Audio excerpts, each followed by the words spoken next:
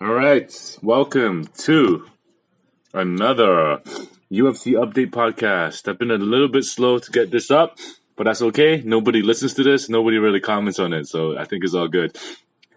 Yeah, it's hay fever season right now. It's the end of February, and it's getting very warm actually. Yeah, so we had a pretty big event just yesterday. It was fight night with. I kind of skipped all the other fights, but the first like 4 or 5 fights were like KO after KO after KO. And I think I need to rewatch some of them because they were pretty exciting, I think. But before I get to the Derrick Lewis versus Curtis Blades main event, Tom Aspinall, they did a video package on this guy. He's a British guy, and he's climbing his way up the ladder in terms of trying to make it. And yeah, he fought. He joined the UFC last year. He knocked out two people, and yesterday he beat former heavyweight champion Andrei Arlovsky. He got the performance of the night bonus, which he wanted, which is the $50K. He said he has 3 kids, and he needs to take care of them. So he's a British guy. Oh my God, interesting stuff. He was born in the UK. And yeah, he choked out Andrei Arlovsky in the second round. In the first round, he was about to knock him out, but the referee Herb Dean let him defend himself, and then they clinched and kind of held each other, and he survived it. But the second round, he shooted the double leg, got him down, choked him out. End of story. Andrei Arlovsky has the most wins in the UFC, but he has quite a lot of losses as well. I mean, if you look at his record, it's 30-20 in the UFC, which is not great.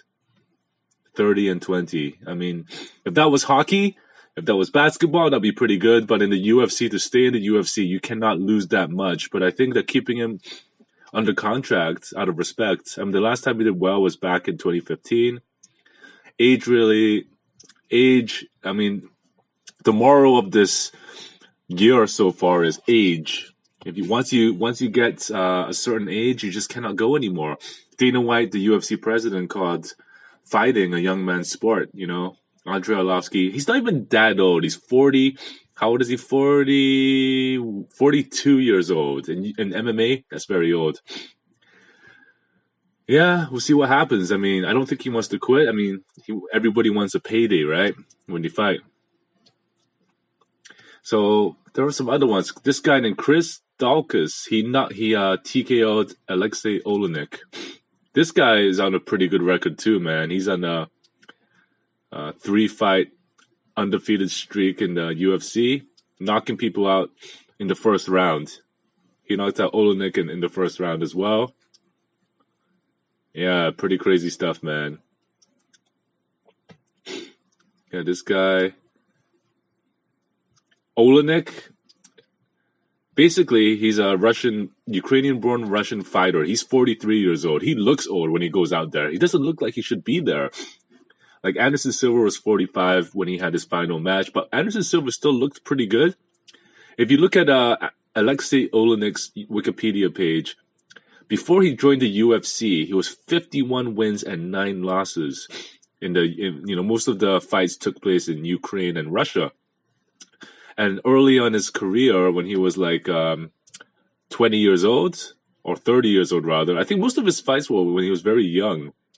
Like before 30 years old, he would have 3 fights in one night. He would win most of those fights. I mean, the kind of no-namers.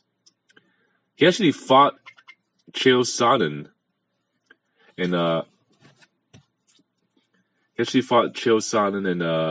in another promotion in 2006 and lost to him. Interestingly, I'm looking at his Wikipedia page right now. But most of those fights, man, 2 to 3 fights a night. These competitors don't even have like Wikipedia pages. I mean, I don't think they were that big or anything. When he started joining, most of his fights were done in the Ukraine with a bunch of no-namers.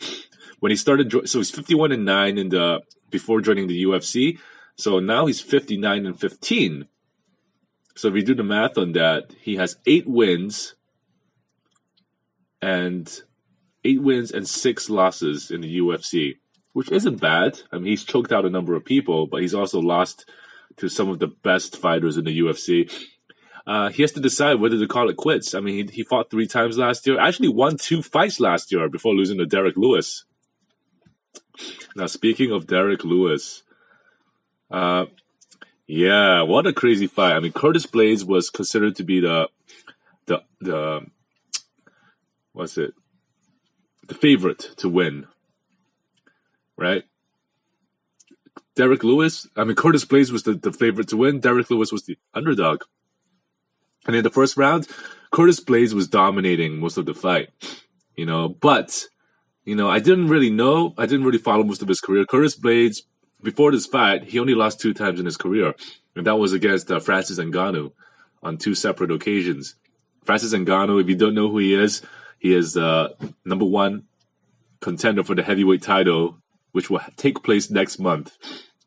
And that's going to be insane. I mean, UFC is just nailing it right now, man. Every week there's something amazing happening. Curtis Blaydes is known for the most takedowns by a heavyweight. Derrick Lewis is known for the most knockouts in heavyweight history.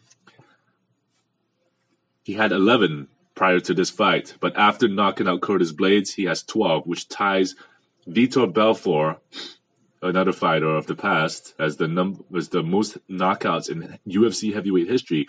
And Derrick Lewis just turned 36, and he just started, man. Basically, Curtis Blaydes is known for takedowns. His goal was to take down Derrick Lewis as much as he could, but Derrick Lewis came in with a game plan. Every time Curtis Blaydes would attempt a takedown, Derrick Lewis's plan was to do an uppercut or do a knee, which he revealed later. But man, Curtis Blaydes he basically went for a takedown. Derrick Lewis knocked him out with an uppercut. End of story. And that was the end of it, man. Derrick Lewis wins again. That's insane shit, man.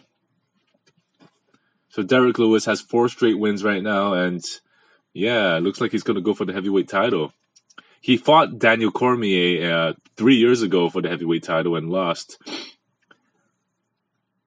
But yeah, wow, what an amazing record he's in right now, man.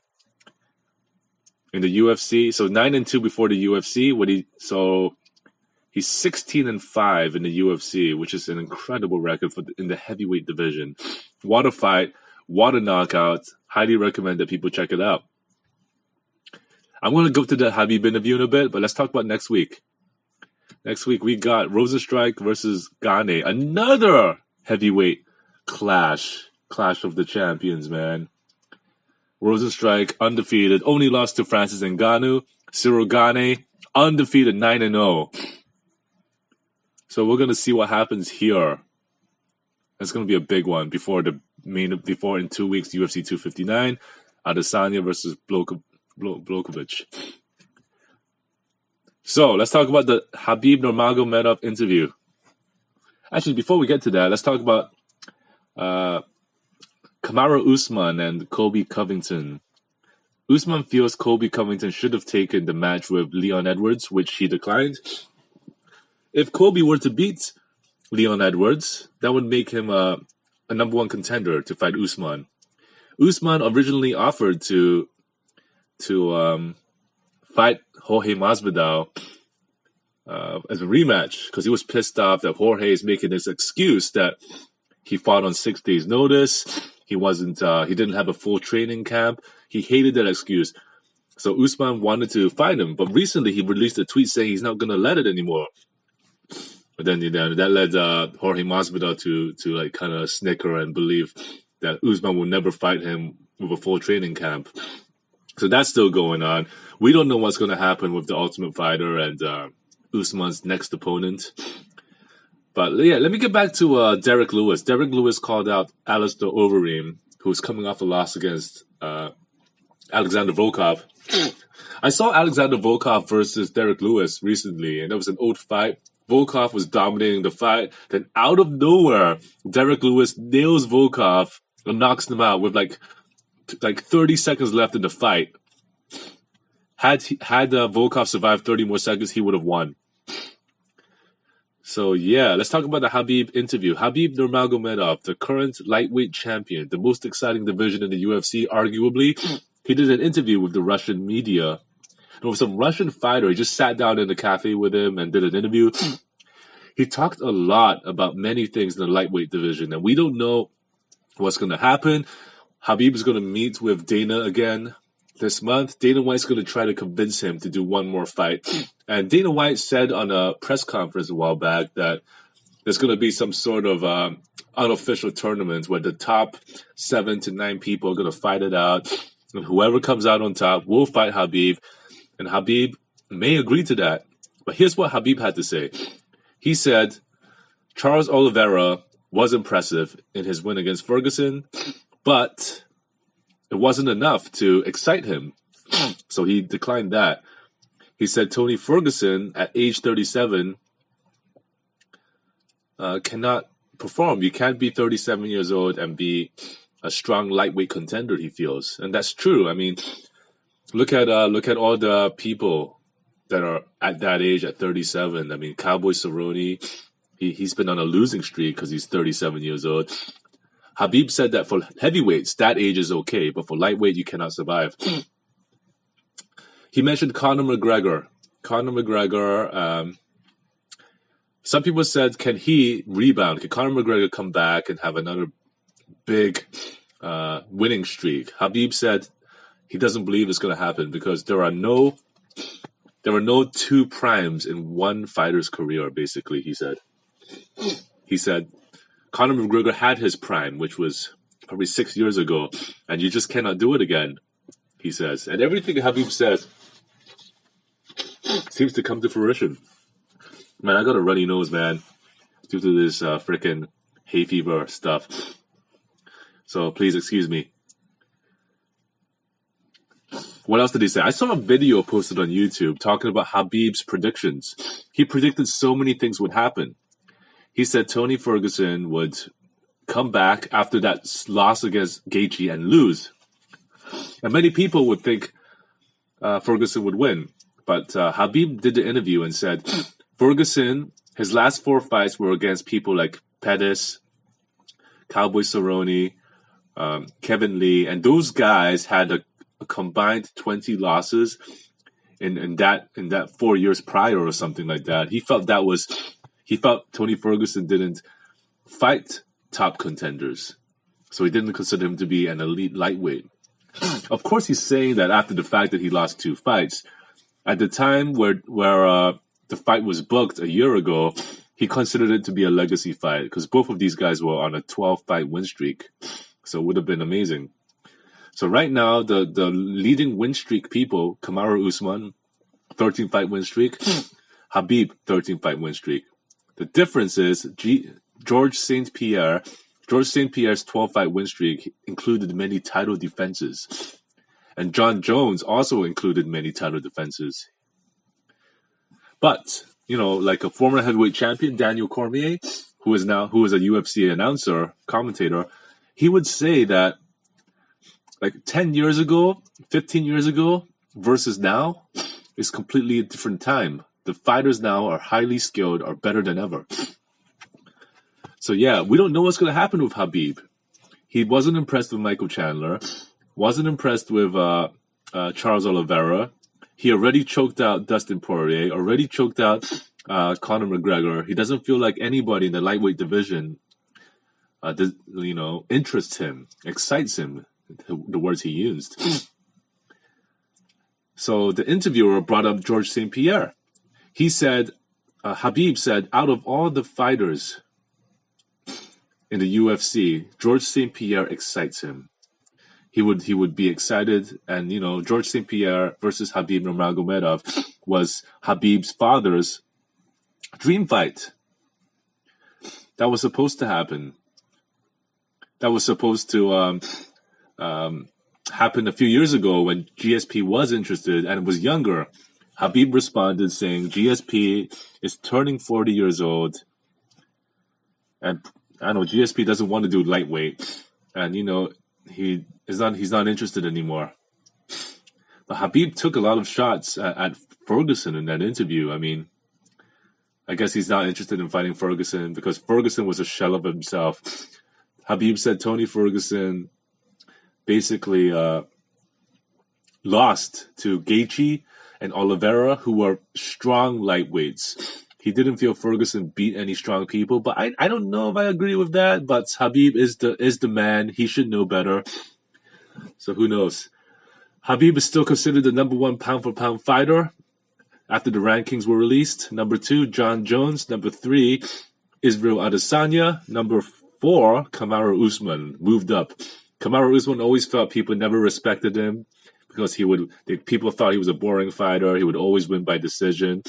But his knockout against Gilbert Burns moved him, put him over Stipe Miocic. I mean, Stipe Miocic just fought once a year for the past 3 years, but he's going to fight Francis Ngannou this year. It's going to be a good one, I think. Khabib Nurmagomedov said he's working on a movie to document his career, and it's going to be a big movie. He's working with a Hollywood studios to release this movie, so we'll see how this one goes. He also revealed he had the mumps, like apparently days before the fight. I don't think it was days. I think it was a month or something. So if you look at the pictures on the internet, you see how swollen his face was before the Gaethje fight. He wanted to pull out. I mean, a lot of people were talking about him pulling out the Gaethje fight. Of course, this was not public at the time. Khabib would never let anyone know what was going on, right? And he injured his thumb severely at the time. Of course, he's not going to release that to the public because if you do, Gaethje will know the weakness. So that was not revealed. And Dana White actually revealed during the press conference after the Gaethje fight that Khabib injured his toe as well during training. So he was coming off the mumps, extremely heavy, bad shape after arriving in Abu Dhabi. Missed a lot of training time, injured his thumb, injured his freaking foot, but still managed to win the fight dominantly. According to Khabib Nurmagomedov's interview, he said that he broke Gaethje mentally by saying certain things to him. And, Gaethje did some hard kicks, hard punches, but Khabib kind of, poked fun at him during the fight and just said, is that all you got? Took him down. He broke Gaethje. Gaethje looked exhausted by the end of the first round, but Gaethje's still a strong guy. Yeah, that's how Khabib thinks he won, So that was a pretty good interview with Khabib. It looks like he's not interested in fighting these guys. And Dana White usually lets people retire when they want to retire, but he said he's refusing to let Khabib retire. He wants Khabib to be on top. But this is unfair. I mean, if Khabib doesn't want to fight, and if he's going to relinquish the title, I mean, shouldn't Dustin Poirier be the champion? I mean, Dustin Poirier has been defeating all the top guys. Even in Khabib's own mind, Poirier should be the champion based on who he has defeated. Only time will tell what will happen.